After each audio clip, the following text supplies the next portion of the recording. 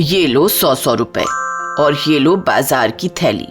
100 रुपए में तुम तीनों में से जो भी सबसे ज्यादा सब्जी लाएगा मैं उसी को इस घर की चाबी और घर चलाने की जिम्मेदारी दूंगी। बिमला ने अपनी तीनों बहुओं को 100 करके 300 रुपए दिए और बाजार की थैली भी दी।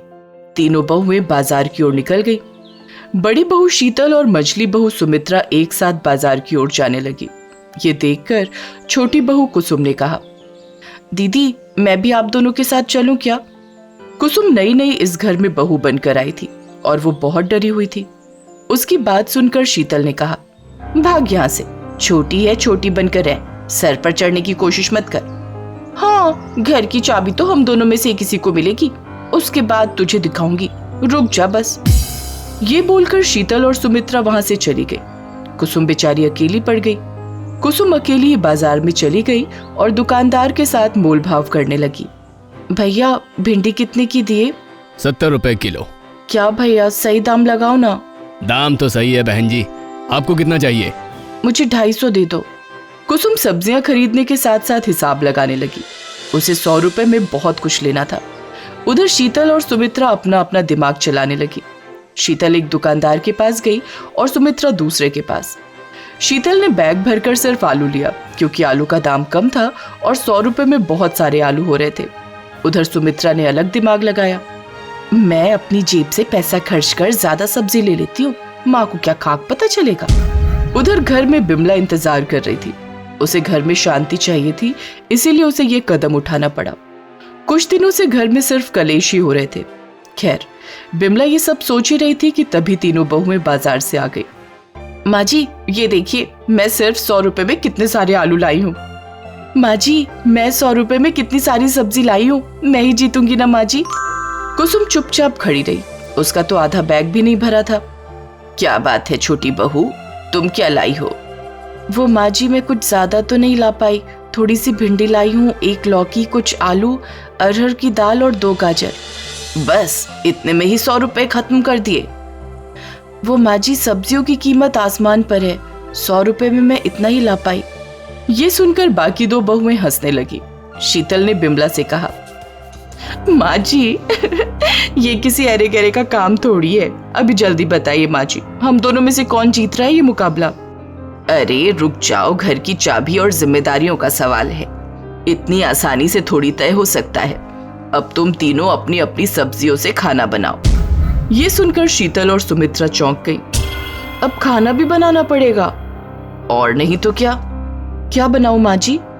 जो मर्जी, बस उसमें तुम जो सब्जियां लाई हो वही इस्तेमाल करना होगा। 1 घंटे के अंदर मुझे खाना चाहिए। लेकिन रसोई तो एक ही है माँ जी, और वहां मुझे मेरी जेठानियां खाना नहीं बनाने देंगी। तो मैं क्या करूं, वो तुम्हारी समस्या है, मुझे तो 1 घंटे में ही खाना चाहिए।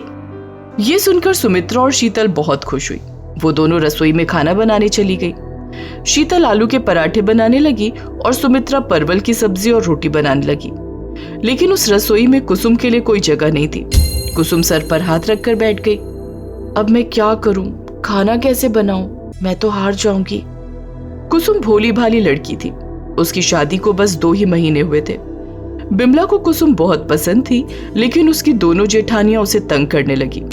शीतल और सुमित्रा को डर था कि बिमला कुसुम से खुश होकर उसे ही घर चलाने की जिम्मेदारी दे देगी, और इसी बात को लेकर देवरानी और जेठानी में लड़ाई होने लगी। शीतल ने कुसुम से कहा था, सुन कुसुम, तू इस घर में हमारी जगह नहीं ले सकती है, समझी? हम यहाँ सालों से हैं, अपनी मीठी मीठी बातों में माँ जी को फंसाने की कोशिश मत कर। लेकिन मैंने तो ऐसा कुछ नहीं किया। अरे चुप रह, सब पता है हमें। माँ जी को बहला फुसला कर घर की चाबी हड़पना चाहती है ना तू? इस बात को लेकर हर रोज झगड़ा होने लगा और बिमला पीछे से सब कुछ देखने और सुनने लगी। एक दिन तो शीतल ने कुसुम को थप्पड़ ही मार दिया और कहा, आज के बाद इस रसोई में कभी मत घुसना, निकल जा यहाँ से। तब बिमला ने सोचा, अब तो इसका कुछ करना ही होगा।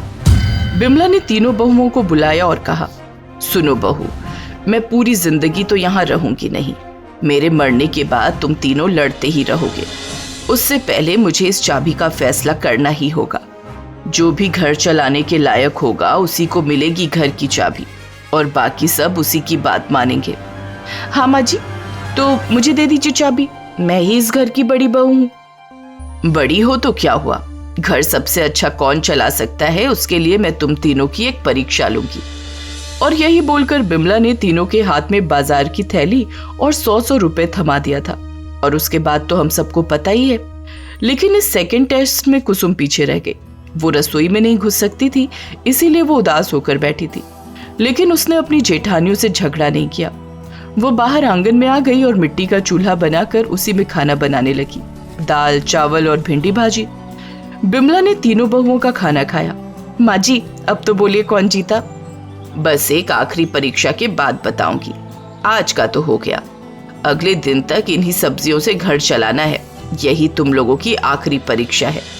एक और परीक्षा तीनों बहुओं को ही पार करनी थी। अगले 3 दिन तक सुमित्रा खाना बनाती रही, लेकिन शीतल मुश्किल में पड़ गई।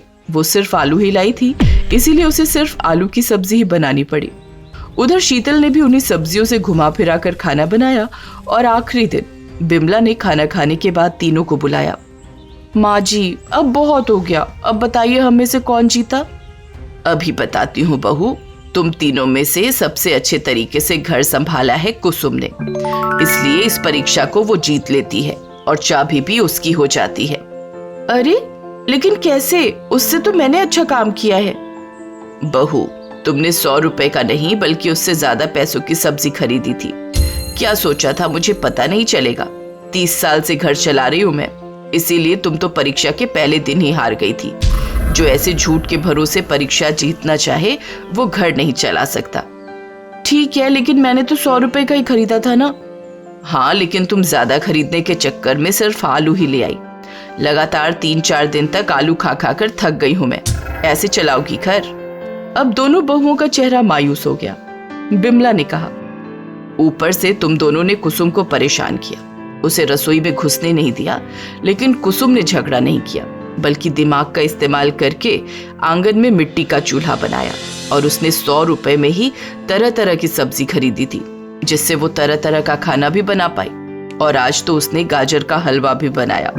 इसीलिए आज से कुसुम ही घर चलाएगी और तुम लोग उसके मुताबिक काम करोगे। कुसुम रो पड़ी। माँ जी, आखिरकार आपने मुझे समझा। कैसे नहीं समझती बहू, तू सबसे समझदार बहू है मेरी। आज जीत तेरी हुई है बहू, खुश रह। उसके बाद कुसुम ही घर चलाने लगी और उसकी जेठानियां उसी के मुताबिक काम करने लगी। कुसुम ने साबित कर दिया कि ईमानदारी से काम करो तो आखिरकार जीत होती ही है। ऐसे ही ईमानदारी से कुसुम घर चलाने लगी और खुशी खुशी रहने लगी।